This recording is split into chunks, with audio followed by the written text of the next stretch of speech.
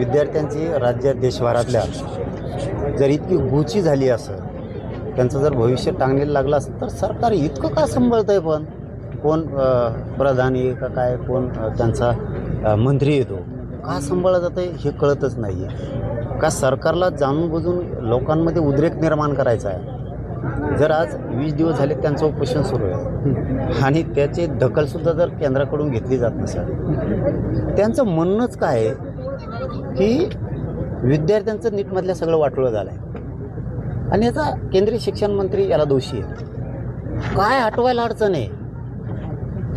जनता किंवा या देशातले विद्यार्थी जे देशाचं भविष्य आहे ते तुमच्यासाठी महत्त्वाचं नाही आहे. केंद्र सरकार म्हणजे नेमकं काय?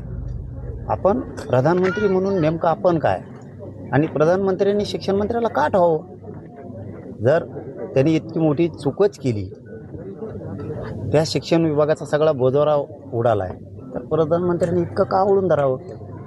उपोषणाला जर 20-20 दिवस झाले तर त्यांची मागणी मान्य करून विद्यार्थ्यांना न्याय देण्याच्या दृष्टिकोनातून त्यांना ताबडतोब बडतर्फ त्या पदावरून राजीनामा देऊन त्याला मुक्त करायला पाहिजे. या खरा ह्योच मूळ प्रश्न आहे की विद्यार्थ्यांनी आत्महत्या केल्या तरी पण सरकार विद्यार्थी सोडून एक जर राजीनामा देशाच्या वतीनं मागितला जात असेल विद्यार्थ्यांच्या वतीनं, तर ते सुद्धा सरकारकडून घेतला जात नाही आहे. मग सरकारसाठी काय महत्त्वाचं आहे ते जनतेनं कळून घेणं खूप गरजेचं आहे.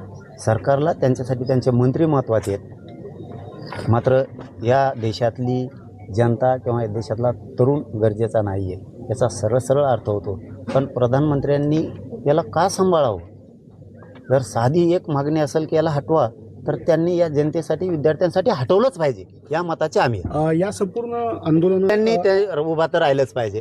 आपण त्या ठिकाणी पाठिंबा देणार आहात का आणि किंवा त्यांना भेटायला जाणार आहात का? नाही, आता इतकं बोललो, तुम्ही उपोषण करते आहात तो बोललो म्हणल्यावर तर आम्ही त्यांना साथ असणारच आहे ना.